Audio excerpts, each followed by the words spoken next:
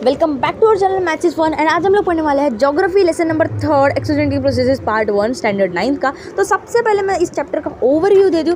एक्सो का मतलब होता है एक्सटर्नल, मतलब अर्थ के ऊपर बाहर जो प्रोसेसेस हो रही है उसके बारे में हमको पढ़ना है। तो मेनली हमें इस चैप्टर में क्या पढ़ना है, सबसे पहले हमको पढ़ना है वेदरिंग क्या होता है, समझाओगे टेंशन मत लो। सबसे पहले देखो फ्लो चार्ट की हेल्प से हमें इस चैप्टर में पढ़ना है वेदरिंग, उसके बाद पढ़ना है मास मूवमेंट। अब वेदरिंग 3 टाइप की होती है, एक होती है मैकेनिकल, दूसरी होती है केमिकल और तीसरी होती है बायोलॉजिकल। तो मैकेनिकल वेदरिंग भी 2 टाइप्स की होती है, एक होती है एक्सफोलिएशन और एक होती है हमारी ग्रेनुअल वेदरिंग। और इसी प्रकार केमिकल वेदरिंग भी 3 टाइप्स की होती है, एक होती है कार्बोनेशन, सॉल्यूशन और ऑक्सीडेशन। देखो इसको देख के डरो मत, हम लोग बस नाम ले रहे हैं, हम लोग एक फ्लो चार्ट ले रहे हैं। जब ये लेक्चर खत्म हो जाएगा ना उसके बाद तुम्हें ये लगेगा कि ये फ्लो चार्ट कुछ भी नहीं है, तुम खुद मन से बना लोगे।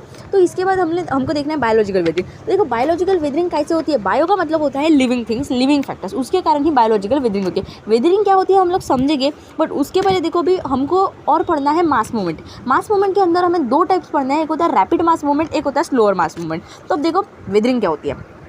वेदरिंग मतलब जो देखो अभी सबसे पहले एग्जांपल के दो, रॉक पता है दगड़, हाँ तो वो कभी ना कभी तो टूटेगा ही ना लाइफ में। ऐसा नहीं है कि अभी कोई रॉक रखा है मैंने एक पिंजरे में वो वैसे का वैसे चलेगा, कभी ना कभी तो टूटेगा, कभी ना कभी तो टूटेगा लाइफ में, चाहे वो 1000 साल बाद टूटो, 100 साल बाद टूटो या 200 साल बाद टूटो, बट कभी ना कभी टूटेगा। और रॉक टूटने की प्रोसेस को या फिर रॉक को कमज़ोर जब हो जाता है, रॉक कमज़ोर हो जाता है, वीक हो जाता है या टूट जाता है, तो उसी प्रोसेस को हम लोग वेदरिंग कहते हैं। सबसे पहले हम लोग लेसन का जो बाहर वाला पार्ट है पेज नंबर 23, तो उसके ऊपर हम लोग पढ़ने वाले हैं कि एक्सटर्नल प्रोसेसेस क्यों होती है। मेनली 3 फैक्टर के कारण, एक होती है solar energy, gravitational force and kinetic energy. इन तीनों के कारण मेनली एक्सटर्नल प्रोसेसेस होती है। अब देखो लैंड फॉर्म्स जो बनते हैं इंटरनल मूवमेंट्स के कारण उनको हम लोग प्राइमरी और सेकेंडरी लैंड फॉर्म्स बोलते हैं। क्या बोलते हैं, प्राइमरी और सेकेंडरी लैंड फॉर्म्स। मतलब लैंड फॉर्म जो इंटरनल मूवमेंट्स के कारण बनती है, मतलब अर्थ के अंदर जो मूवमेंट्स हो रही है उसके कारण जो बन रहे हैं उनको हम लोग प्राइमरी और सेकेंडरी लैंड फॉर्म बोलते हैं। बट जो प्रोसेसेस अर्थ के ऊपर होती है उसके कारण ये प्राइमरी और सेकेंडरी लैंड फॉर्म टर्शरी मतलब तीसरे लैंड फॉर्म में चेंज हो जाते हैं। और अब हम लोग स्टार्ट करते हैं हमारे टॉपिक को, एंड दैट इज वेदरिंग। तो सबसे पहले तो डेफिनेशन देख लो, ब्रेकिंग और weakening of rock is a natural phenomena. हथौड़े से नहीं तोड़ना है रॉक को। रॉक जब रॉक ब्रेक हो जाता है या फिर वीक हो जाता है एक नेचुरल फिनोमिना के कारण, मतलब नेचुरली जब वो ब्रेक हो जाता है या वीक हो जाता है, ब्रेक का मतलब टूटना, वीक का मतलब कमज़ोर होना, तो जब वो नेचुरली हो जाता है तो उसको हम लोग वेदरिंग कहते हैं। Weathering can be of 3 type. अब देखो मैकेनिकल वेदरिंग क्या होती है। मैकेनिकल वेदरिंग कौन से क्लाइमेट्स में होती है, हॉट क्लाइमेट्स में। ऐसे क्लाइमेट जहाँ पे गर्मी बहुत है, हॉट क्लाइमेट्स बहुत है, वहाँ पे मैकेनिकल वेदरिंग होगी। इसी प्रकार जो केमिकल वेदरिंग है वो ह्यूमिड क्लाइमेट्स में होती है, जहाँ पे समुद्र है, सी है, बहुत ज़्यादा ह्यूमिडिटी है, इवेपोरेशन होता है ज़्यादा से ज़्यादा, वहाँ पे हमारी केमिकल वेदरिंग होगी। और बायोलॉजिकल वेदरिंग वहाँ होंगी जहाँ पे बायोलॉजिकल फैक्टर्स बहुत ज़्यादा है, मतलब लिविंग ऑर्गेनिज्म जहाँ पे है वहाँ पे बायोलॉजिकल वेदरिंग होगी। तो अब हम लोग सबसे पहले देखने वाले हैं हमारे मैकेनिकल वेदरिंग की पहली प्रोसेस एक्सफोलिएशन क्या होती है। हमें पता है कि जो ओनियन होता है उसकी 2 लेयर होती है, एक ऊपर वाली एक अंदर वाली। उसी प्रकार रॉक की 2 लेयर होती है, एक ऊपर वाली एक अंदर वाली, एक आउटर लेयर एक इनर लेयर। और जब ये जो आउटर लेयर होती है ना ये बहुत ज़्यादा हीटेड होती है, मतलब आउटर लेयर बहुत ज़्यादा गर्म होती है as compare to inner layer. तो आउटर लेयर गर्म होने के कारण क्या होता है, वो जो मेन है मतलब जो मेन इनर लेयर है उससे अलग हो जाती है, फॉल अपार्ट मतलब अलग गिर जाती है। और इसी प्रोसेस को एक्सफोलिएशन कहते हैं। एक्सफोलिएशन का सिंपल ये ध्यान रखो, जो आउटर लेयर होती है रॉक की वो टूट जाती है और फॉल अपार्ट हो जाती है फ्रॉम द मेन रॉक, और उसी प्रोसेस को हम लोग एक्सफोलिएशन कहते हैं। और दूसरी प्रोसेस आती है हमारी ग्रेनुअल वेदरिंग। देखो ग्रेनुअल वेदरिंग कब होती है, जब वाटर पेनिट्रेट होता है रॉक्स के अंदर, उस मतलब जो अगर कोई रॉक है समझो तुम्हारे पास में, तो उसके अंदर जब पानी जा रहा है, पानी जब उसको तोड़ रहा है, पेनिट्रेट हो रहा है उसके अंदर, तो तब ग्रेनुअल वेदरिंग होती है। मतलब रॉक ऐसे मिट्टी में बदल जाता है, चूरा चूरा हो जाता है, और ये होता है। तुम लोग गूगल पे सर्च मारो, थोड़ा इन्फॉर्मेशन लेने की कोशिश करो। अब देखो मैकेनिकल वेदरिंग मेनली कौन से फैक्टर्स के कारण होती है। एक होता है टेम्परेचर, फ्रॉस्ट, क्रिस्टल ग्रोथ और release of pressure and water. ये 5 फैक्टर याद रखना है, तुम्हारी बुक पे दिए गए हैं 25 पेज नंबर पे। सबसे पहले टेम्परेचर के कारण क्या होता है हम लोग वो देखेंगे।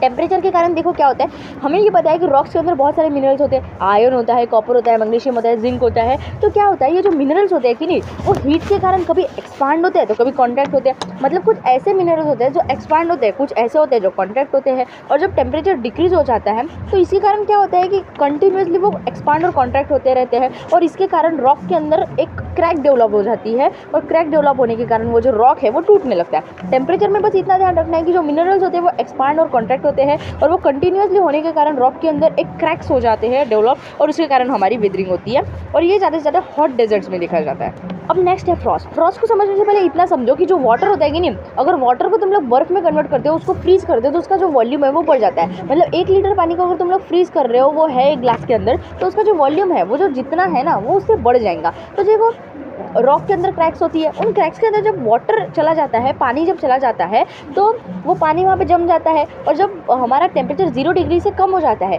तब क्या होता है, वो वाटर फ्रीज होने लगता है और फ्रीज होने के कारण उसका वॉल्यूम इंक्रीज होता है और जो वॉल्यूम इंक्रीज होता है तो जो रॉक है वो शैटर हो जाता है, मतलब टूट जाता है, बिखर जाता है। फ्रॉस्ट में बस इतना ध्यान रखो, क्रैक्स के अंदर जो वाटर होता है वो फ्रीज हो जाता है, फ्रीज होने के कारण उसका जो वॉल्यूम होता है वो इंक्रीज हो जाता है और रॉक में टेंशन डेवलप होने के कारण वहाँ पे क्रैक्स डेवलप होते हैं और जो रॉक है वो टूट जाता है। क्रिस्टल ग्रोथ के अंदर देखो क्या ध्यान रखना है, जो पानी होता है ना, पानी के अंदर कुछ ना कुछ मिनरल्स होते हैं, तो पानी के अंदर के मिनरल्स जब रॉक के अंदर जाते हैं कि नहीं तो वो कुछ ना कुछ जगह ऑक्यूपाई करते हैं और जब ये पानी इवेपोरेट हो जाता है तो वो जो मिनरल्स है वो जगह ऑक्यूपाई करते हैं बहुत ज़्यादा, जिसके कारण रॉक जो है वो टूटने लगता है। अब ये देखो जो है ना क्रिस्टल ग्रोथ, ये तुमको जल्दी समझ में नहीं आएगा, इसलिए अपने क्लास टीचर वगैरह से पूछो, वो तुमको फेस टू फेस जब समझाएंगे ना वो अच्छे से समझ में आएगा।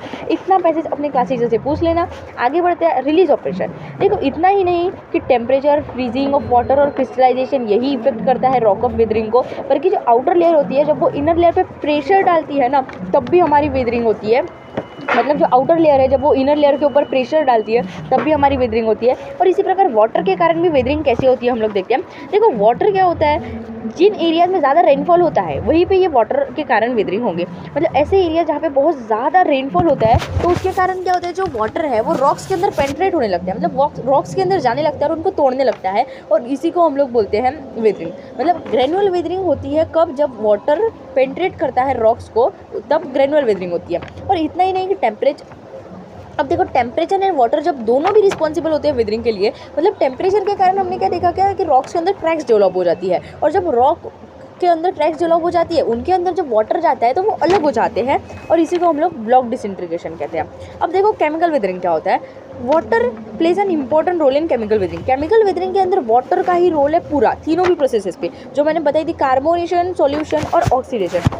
बट एक थोड़ी सी चीज़ बतानी, देखो भाई मेरे पास ज़्यादा इंटरनेट नहीं रहता है, डाटा नहीं रहता है, तो हम लोग ये अगले लेक्चर में कंटिन्यू करेंगे। अगर तुम लोगों को मेरा एक्सप्लेनेशन अच्छा लगा तो प्लीज़ कमेंट में अपनी राय बताइएगा एंड मिलते हैं नेक्स्ट वीडियो में। तब तक के लिए बाय। अगर तुमको मैथ्स का लेक्चर चाहिए तो बताओ, और इसके जो इंपॉर्टेंट क्वेश्चन है वो भी मैं अपलोड करूँगी अगर तुम लोगों को चाहिए तो।